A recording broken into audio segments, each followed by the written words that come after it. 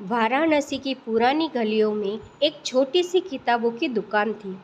उस दुकान का मालिक था अद्रित। उसे पुरानी धूल भरी किताबों में छुपी कहानियां ढूंढने का शौक था। एक दिन उसे एक अजीब सी डायरी मिली। उसके पहले पन्ने पर लिखा था, जो इसे पढ़ेगा वो मेरे दिल की आवाज़ सुनेगा। डायरी 1800 के दशक की थी। उसमें एक लड़की अनन्या ने अपने प्रेम की कहानी लिखी थी। उसने लिखा था कि वह हर शाम गंगा किनारे एक युवक का इंतज़ार करती है जो कभी लौटकर नहीं आया। अद्रित को डायरी पढ़ते पढ़ते अजीब सा अपनापन महसूस होने लगा, जैसे हर शब्द उसके दिल से निकल रहा हो।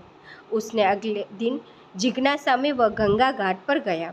वहाँ एक लड़की बैठी थी, स्केच बना रही थी। उसका नाम भी अनन्या था। क्या मैं यहाँ बैठ सकता हूँ? अद्रित ने पूछा। अनन्या मुस्कुराई। अगर आप वादा करें कि शांति नहीं तोड़ेंगे। धीरे धीरे बातें शुरू हुई। अद्रित ने डायरी का जिक्र किया। अनन्या चौंक गई। वो डायरी, वो तो मेरी परदादी की थी। उसने हैरानी से कहा। कहते हैं उनका प्रेम अधूरा रह गया था। वो हर जन्म में अपने इंतज़ार को पूरा करना चाहती थी। अद्रित के हाथ कांप उठे। डायरी के आखिरी पन्ने में एक वाक्य था, अगर तुम मुझे ढूंढते हुए इस डायरी तक पहुंचते हो तो समझो मैं पास ही हूँ।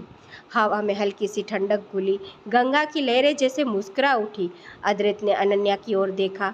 शायद इस बार मैं लौटकर आ गया हूँ। अनन्या की आंखों में चमक थी।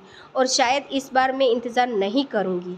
उस दिन से डायरी का आखिरी पन्ना अधूरा नहीं रहा, क्योंकि कुछ कहानियाँ ख़त्म नहीं होती, वे बस सही समय का इंतज़ार करती है। दोस्तों, कहानी कैसी लगी कमेंट करके ज़रूर बताएं और चैनल को लाइक सब्सक्राइब करना ना भूलें। Thank you for watching.